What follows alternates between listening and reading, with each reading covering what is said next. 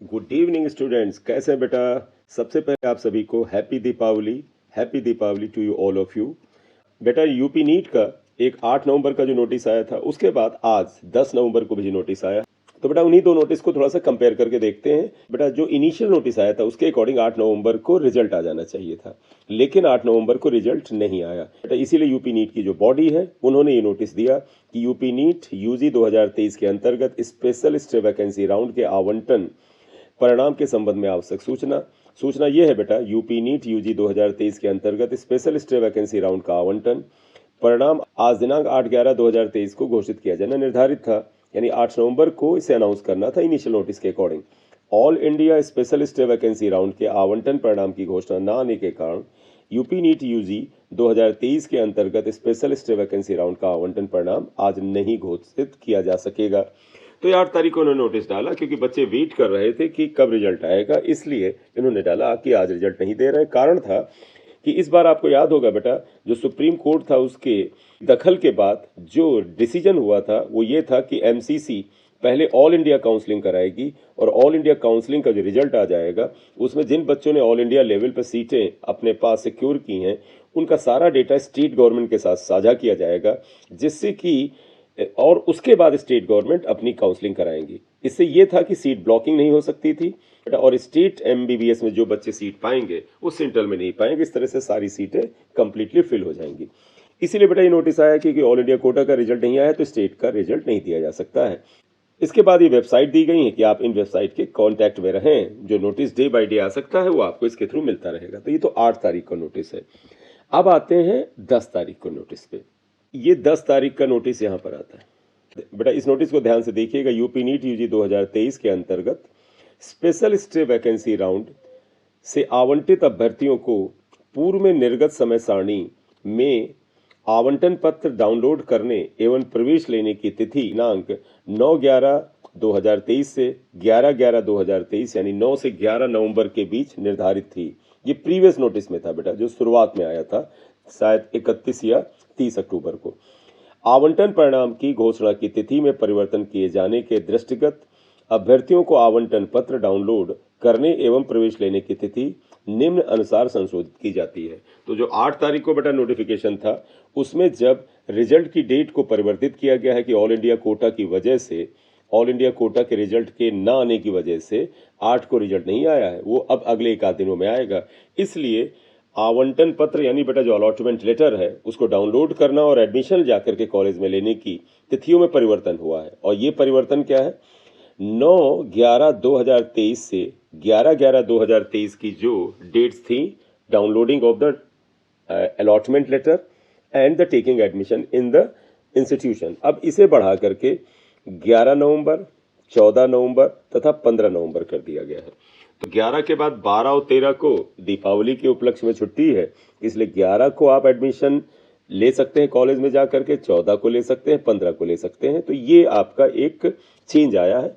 तदनुसार आवंटन प्राप्त अभ्यर्थियों की प्रवेश प्रक्रिया संबंधित राजकीय स्वशासी मेडिकल कॉलेजों नोडल सेंटरों द्वारा उक्त अनुसार संशोधित सारणी के अनुसार पूर्ण कराई जाएगी। यानी अब जो आपके नोडल सेंटर्स हैं और बेटा जो डिफरेंट मेडिकल कॉलेजेस हैं उनको भी इससे रिलेटेड इंफॉर्मेशन दे दी गई है। अब एक और नोटिस देखिएगा बेटा, जो 10 तारीख को ही और क्लैरिफिकेशन के लिए आया है। देखिए बेटा ये 10 नवंबर का नोटिस है।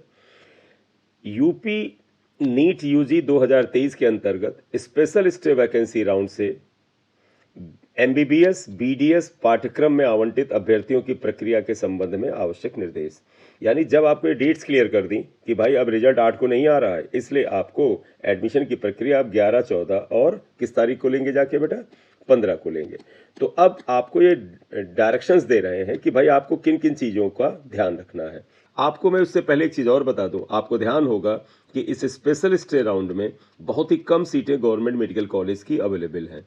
इसमें गवर्नमेंट एमबीबीएस की जो सीटें हैं, जीएमसी एमबीबीएस की जो सीटें हैं वो मात्र 3 हैं। इसके अलावा प्राइवेट एमबीबीएस की सीटें जो हैं वो 11 हैं बेटा, 11 सीट्स हैं।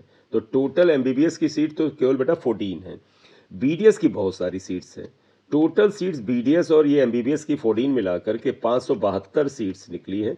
आप अंदाज़ा लगा सकते हैं कि लगभग 558 सीट्स जो हैं वो बीडीएस की हैं, तो 558 सीट्स जो हैं वो बीडीएस की हैं।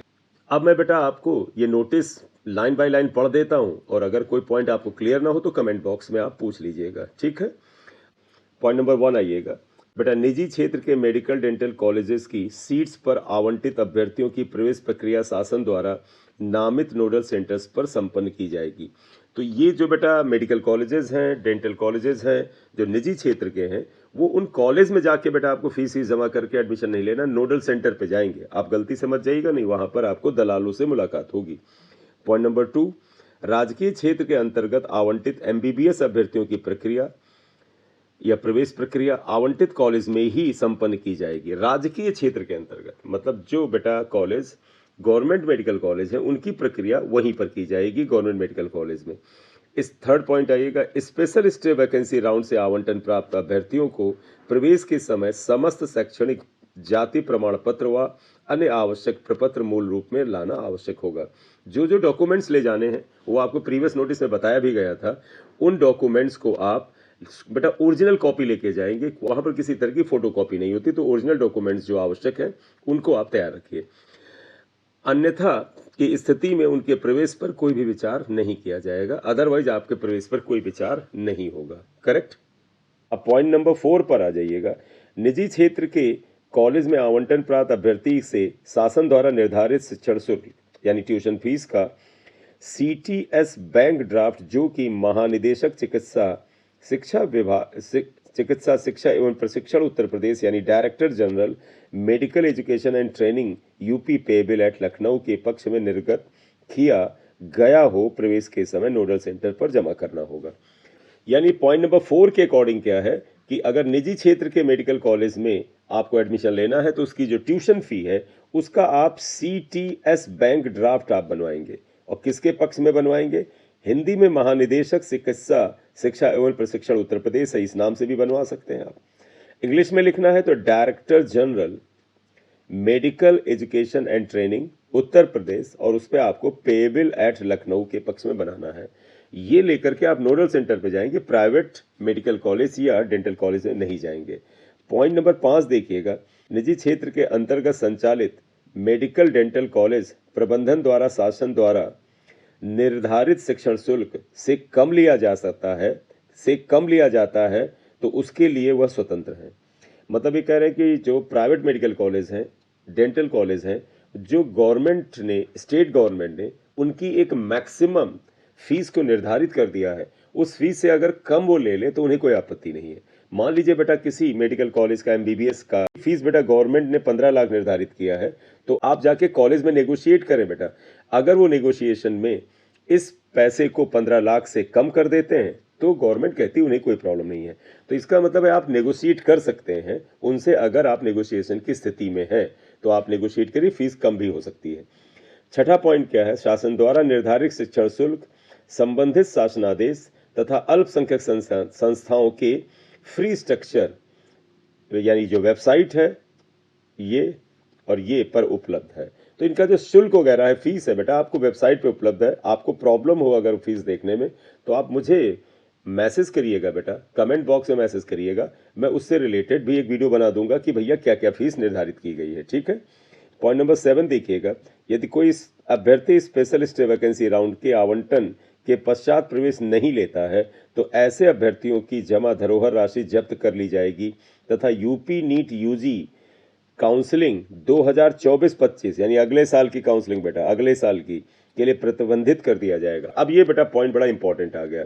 ये पॉइंट क्या बोल रहा है, जरा एक्शन देखिएगा। इस पॉइंट में कहते हैं यदि कोई अभ्यर्थी स्पेशल स्टे वैकेंसी राउंड के आवंटन के पश्चात प्रवेश नहीं लेता है, आपने इस राउंड में पार्टिसिपेट किया, आपको सीट मिली, चाहे वो एमबीबीएस की सीट मिले, चाहे बीडीएस की सीट मिले, चाहे गवर्नमेंट में चाहे प्राइवेट में, तो ऐसे अभ्यर्थियों की जमा धरोहर राशि जब्त कर ली जाएगी। अगर आप एडमिशन नहीं लेते हैं आपको सीट मिल जाने के बाद, तो आपकी जो सिक्योरिटी मनी है दैट विल बी फोरफिटेड, वो जमा हो जाएगी, जब्त हो जाएगी। और उससे ज़्यादा खतरनाक बात है, तथा यूपी नीट यूजी काउंसलिंग 2024-25 के लिए आपको प्रतिबंधित कर दिया जाएगा। यानी अगले साल आपको यूपी नीट की काउंसलिंग में बैठने ही नहीं दिया जाएगा।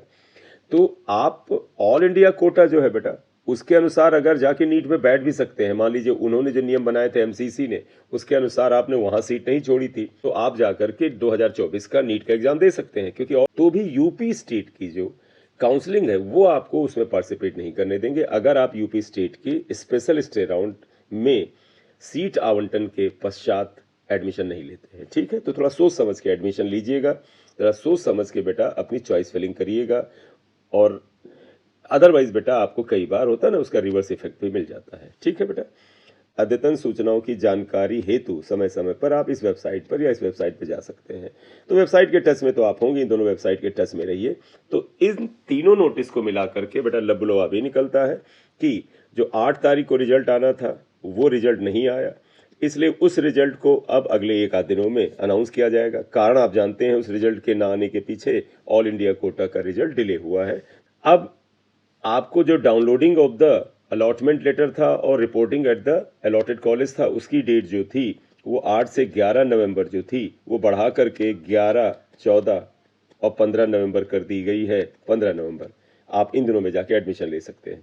उसके बाद आपको कौन कौन से डॉक्यूमेंट्स ले जाने हैं, इन सब बारे में जानकारी इस नोटिस में दिया गया है। ये नोटिस मैंने आपके सामने डिटेल में रख दिया है। अगर अभी भी आपके मन में कोई डाउट हो तो कमेंट बॉक्स में कमेंट करके पूछ लीजिएगा। वीडियो बेटा यहीं पर खत्म करेंगे। अगर आप इस चैनल पर नए हैं तो इसे सब्सक्राइब कर लीजिएगा, लाइक कर दीजिएगा।